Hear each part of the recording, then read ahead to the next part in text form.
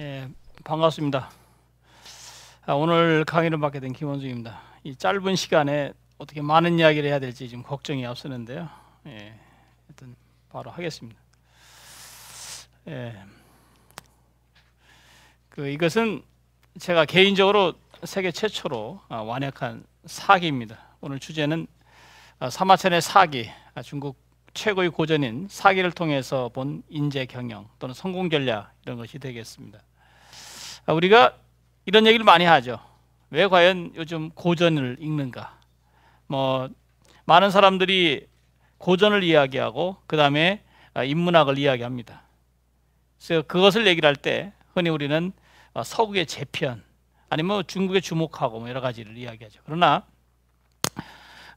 우리가 이제 과거에 지금부터 2000년 전, 3000년 전에 있는 그 많은 그 사유의 구조가 춘추전국 시대 때인데, 그때 있었던 많은 이야기들의 고전을 지금 봐야 되는 현상은 분명히 인간관계가 붕괴 현상이 있었다. 언제? 춘추전국 시대 때도 그렇고 지금 21세기 오늘도 바로 그렇다라는 거고요.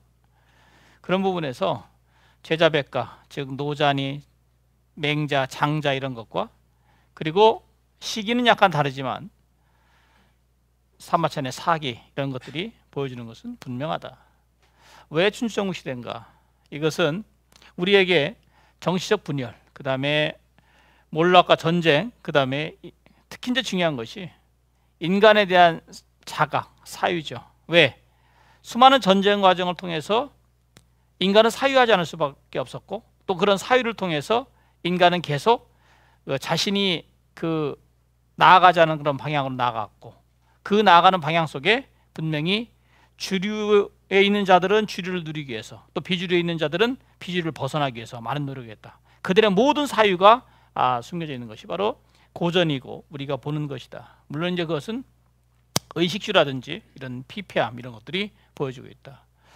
사기는 이런 내용입니다. 그 사마천이 궁영의 치욕을 딛고, 그리고 생존과 패망의 와중에서, 그리고 그런 수많은 전쟁사를 사마천의 사기 속에 담겨져 있는데 그런 것들을 다루고 있죠. 무려 이제 52만 6,500자에 달하는 그런 방대한 양을 썼는데, 그 중에서 가장 중요한 것은 인간에 대한 애정이고 바로 인간의 모든 휴머니즘, 그런 것을 보는 것이 사마천의 사기다. 사마천 동상입니다. 그래서 우리가 백이열전에 보면 이런 얘기가 있죠. 과연 세상이 공정하냐? 어때요? 공정합니까? 어때요? 공정하다, 아니다, 이렇게 얘기를 하는데, 사마천은 왜 공자가 그토록 사랑했던 또 안분, 지족, 즉 분수를 알고 세상을 그렇게 살았던 아내는 일찍 죽었고, 그거에 비해서 온갖 악행을 저질렀던 도적 같은 사람은 천수를 누렸냐? 이것이 만약에 천도라면, 하늘의 도라면 옳은 것인가 그런 것인가 그래서 천도 11원을 제시합니다. 그러니까 말하자면 자기 자신이 궁영을 당한 것과 세상을 옳게 살아갔는데 일찍 죽고 악하게 살아갔는데 천수를 누리는 것이 세상의 이치, 즉 세도이고 인도라는 거죠. 사람의 도리. 그래서 이런 데서 출발했다. 그래서 사마천이 그 보임소경서라는 글에서 얘기한 것은 바로 이겁니다. 자기가 궁영을 당하고 나서 제가 무슨 면목으로 부모님 산소에 올라가겠습니까? 또 하루에도 창자가 9번씩이나 끊어지는 듯하고, 그 다음에 문 밖을 나서면 어디로 가야 할지 모르겠고, 또 그리고 매번 이 치욕을 생각할 때마다 등줄기에서 땀이 옷을 적시지 않는 적이 없었다. 이렇게 말을 하죠.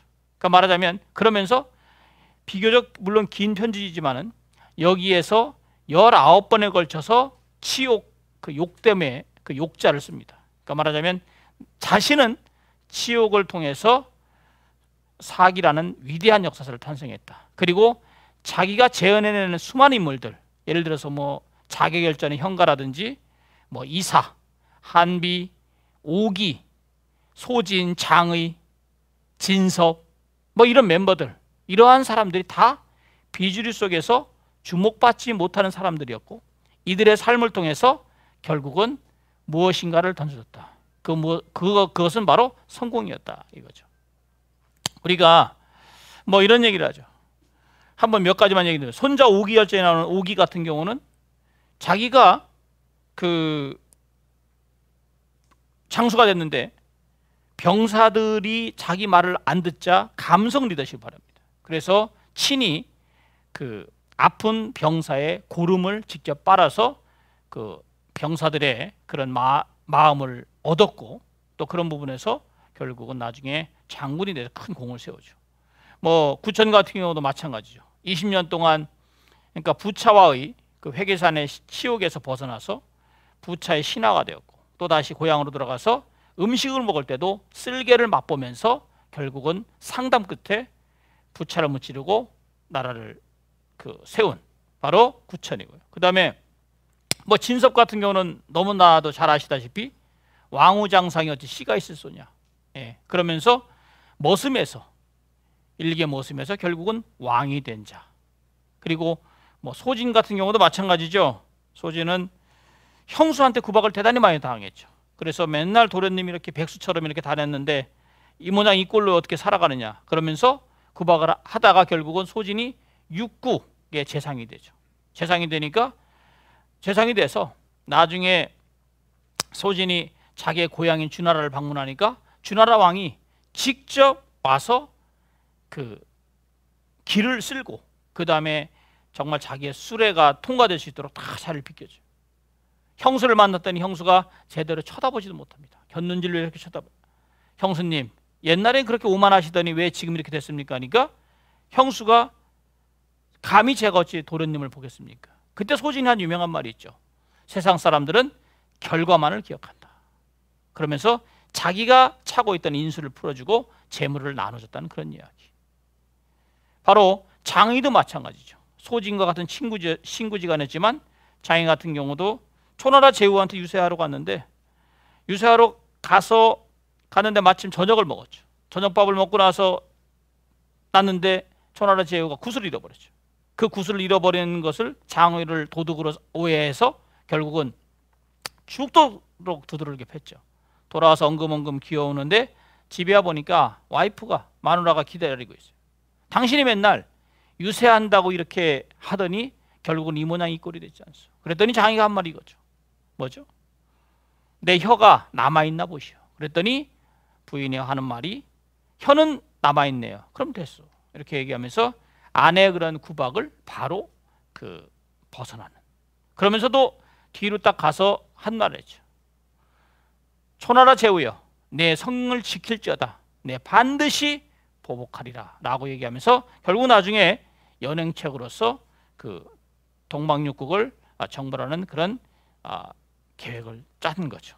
그래서 이렇듯 많은 사람들이 그런 그 당시 개혁을 얘기하고 그 다음에 자기의 어떤 성공을 위해서 노력을 했죠. 근데 우리가 이제 뭐 보는 그런 거죠. 제나라의 관중 같은 경우는 유명한 의식족즉지 영욕이라는 말을 했습니다. 의식이 좋게 하지 영욕을 한다. 어때요? 뭐 사진 괜찮습니까? 네. 이 사진을 보면 중국의 그런 모습을 중국 사람들이 이렇게 아주 자연스럽게 산에서 이렇게 가마를 타고 이렇게 합니다. 또 이건 뭡니까? 태산에 올라가는 이 아저씨 이게 한 50km 정도 됐는데 이런 것을 딛고선 올라가죠. 범저 채택열전에 나오는 유명한 말이죠. 소매가 길어야 춤을 잘 춘다. 장수선무라는 말이 있습니다. 그죠? 이 사람 또는 앞에 이 사람 분명히 성공한 사람이고 이 사람은 그렇지 저 사람을 위해서 나가는 거고요. 또 화산에 있는 어르신인데 이분은 화산의 그 2000m 그 높이를 이렇게 이 시멘트인데요. 이걸 하면서 또 피리를 불면서 갑니다. 바로 이런 것들은 세 사람의 세 경우를 보지만 결국은 뭐냐? 자기 자신이 어떤 길을 향해서 나가려는 맨 처음에 봤던 사람은 주류로 봤겠지만 뒤에 있는 두 사람들은 분명히 비주류의 어떤 위치가 아닌가 이렇게 생각을 하죠.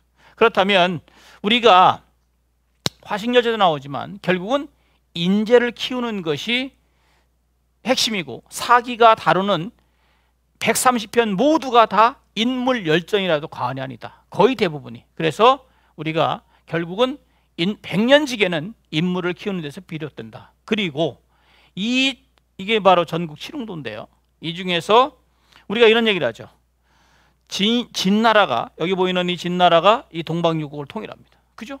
통일합니다. 누가? 진시황이. 누구의 도움을 받죠? 물론 진시황의 다른 장수들의 도움을 받지만 이 진나라를 39살에 통일을 하고, 그리고 제국을 이렇게 완성을 해서 나중에 진시황이 병마용도 완성하고 뭐 이렇게 하지만 결국은 지금 오늘날 죽은 진시황이 13억의 중국인을 먹여 살린다는 말이 있을 정도로 이쪽은 관광객들입니다. 그렇다면 진시황이 통일을 할 때 그때 도왔던 사람들이 있지만 그 진나라의 시스템을 다 완성하고 그 진나라의 모든 것들을 마련한 사람 누구냐? 바로 이사였다. 그럼 이사는 누구냐? 네, 지나가겠습니다. 이사는 이런 사람입니다. 이사가 어느 날 그 창고에서 맨 처음에는 이제 이사는 원래 초나라 사람입니다. 초나라 사람인데 그 창고에서 그 곡식 창고를 지키는 사람이었죠. 근데 이사가 어느 화장실에 갔죠. 변소에 가서 볼일을 보고 있는데 쥐가 한 마리가 나타나더니 소스라치 나를 도망가요.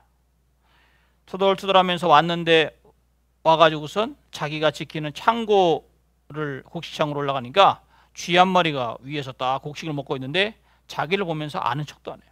네. 그리고 나서 곡식을 열심히 먹습니다. 이사가 내려와 보죠. 내려오는데 마침 하수구를 지나가는데 사람들이 먹다 남은 음식 찌꺼기를 먹고 있는 쥐를 또 봤어요. 그 쥐가 또 자신을 보더니 또 달아나요. 아까 봤던 변소 속에서 만났던 그 쥐입니다. 보니까. 그래서 이사가 한 말이 뭐냐면, 야, 사람이나 쥐나 마찬가지다. 어디에 처해 있는가에 달려있을 뿐이다 라면서 제소자처, 있을 제자, 바소자, 스스로 자자, 고처자, 이 제소자처라는 유명한 말을 남기면서 그 당시에 이사가 스승 순자에게서 공부를 했었는데 순자를 찾아가서 아까 이제 한 말이 바로 이겁니다. 뭐냐면 가장 큰 부끄러움은 낮은 자리에 있는 것입니다. 그러면서 이사가 결단을 내리죠.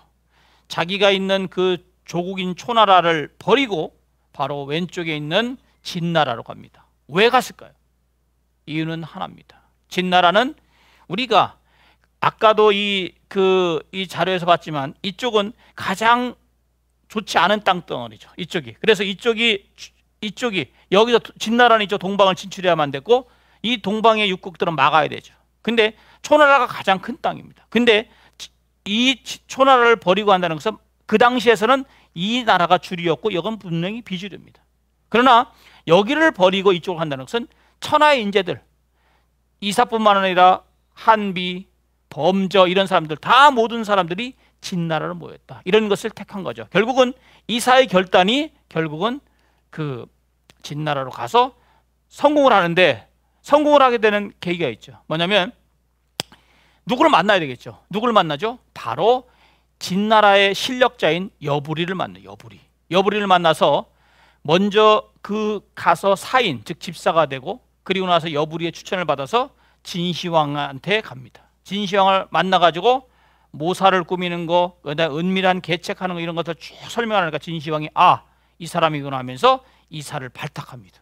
그래서 이제 이사가 그 당시에 초나라 출신으로서는 객경에까지 올라. 객경, 즉 재상의 위치까지 올라가죠. 그랬더니 이사가 올라가는 데까지는 좋았어요. 그런데 수많은 그 진나라 밑에 있는 주류 세력들이죠. 그죠? 주류들이 이사를 쫓아내기 위해서 진시황한테 험담을 합니다. 축객, 객을 쫓아내야 됩니다. 그는 우리의 상대인 적국인 초나라 사람 아닙니까? 그랬더니 이사가 했던 그 유명한 말이 뭐냐면 목공을 예를 들면서 진나라의 목공이 공손지, 유여 이런 사람들을 5명을 다 데리고 왔는데 이 사람들이 다 진나라 출신이 아니었다. 그러나 목공이 이들을 등용해서 서용의 우두머리가 됐듯이 마찬가지로 나 역시 비록 초나라 사람이지만 진나라에 와서 결국은 큰 일을 할 수 있다. 뭐냐?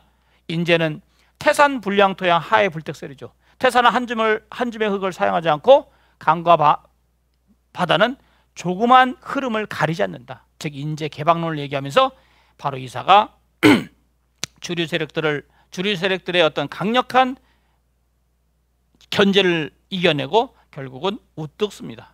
만약에 우리가 지나가겠습니다. 우리가 이사의 어떤 성공 사례, 그 다음에 만약에 이사가 여부리를 만나지 않았고 또 여부리 같은 경우는 바로 진시황의 아버지인 자초를 키워서 진시황을 황제까지 결국 되게 한 장본인입니다. 그렇다면 진시황과 여부리와 이사 사이에 존재하는 공통부분은 뭐가 있을까요? 바로 만남이었고요. 그리고 진나라가 결국은 동방육국을 다 물리치고 불과 진시황이 39살이라는 나이, 진시황이 왕이 되고 26년 동안에 탁탁탁탁 진행이 돼서 그 천하를 통일하게 된 그 계기는 바로 혁신과 개혁과 변화였다. 즉 변화를 앞세우고 그 다음에 계속 그 흐름을 간 사람들은 성공을 했고 그렇지 못한 나라들은 몰락했다. 아까도 보셨지만 동방에 있는 제나라, 그러니까 산동성의 지금 우리로 말하면 산동성 쪽인데요. 제나라에 있는 관중, 의식 족즉지 영역이라는 유명한 말하면서 사실은 관중이 가장 먼저 개혁을 했습니다. 그러나 관중이 도왔던 제환공 같은 경우 춘추호패가 되는 데는 성공했지만 제환공이 결국은 누구한테 넘어갔죠? 제환공이 관중이 죽고 재상 자리를 그 당시에 수조라는 환관이죠. 그 자기의 그 생식기를 거세해 가지고 환관이 된 수조한테 재상 자리를 넘기면서 결국은 불과 3년 만에 몰락의 길을 걸었죠. 그렇다면 아까 보셨던 초나라에 있는 그 어마어마한 땅덩어리, 지금도 뭐 중국에 가보시면 상해라든지 이쪽 다 초나라 땅인데요. 초나라의 그 많은 땅덩어리를 초나라는 결국 몰락의 길을 걸었고 그 다음에 동방에 있는 제나라도 먼저 개혁을 했고 대단히 잘 살고 그렇겠지만 결국은 서방에 있는 서쪽에 있는 조그만 나라인 진나라한테 몰락한 이유는 바로 무엇이냐? 그것은 혁신하려는 마음이 부족했기 때문이다. 이런 것을 생각해 보고요. 그래서 사기의 골결전에도 나옵니다만은 어디를 가든지 이러한 학명구고 학이 깊은 물가에서 울면 소리가 하늘에까지 들린다라는 인재, 즉 자기 자신 인물이면 그 인물을 알아보는 인물은 분명히 존재한다는 거가 있고요. 그 다음에 등고잡이, 높은 곳에 오르려면 낮은 곳에서 시작돼야 된다. 마치 이사가 그랬던 것처럼 정말 창고지기에서 결국은 재상이 돼서 22년 동안 진나라를 모든 시스템을 다 완성했던 그런 이사처럼 등고잡이. 예, 그리고요 도강량에 우리가 빛을 감추고 어둠 속에서 금음 속에서 나를 기르라는 그 명제는 중국에서 춘추전국 시대 때 수많은 인물들이 여태까지 있었지만 그 모든 인물들이 지금까지도 지금 중국에 있는 모든 그런 지도자들도 얘기하는 큰 명제가 아닐 수 없다. 예, 이상으로 해서 마치겠습니다. 고맙습니다.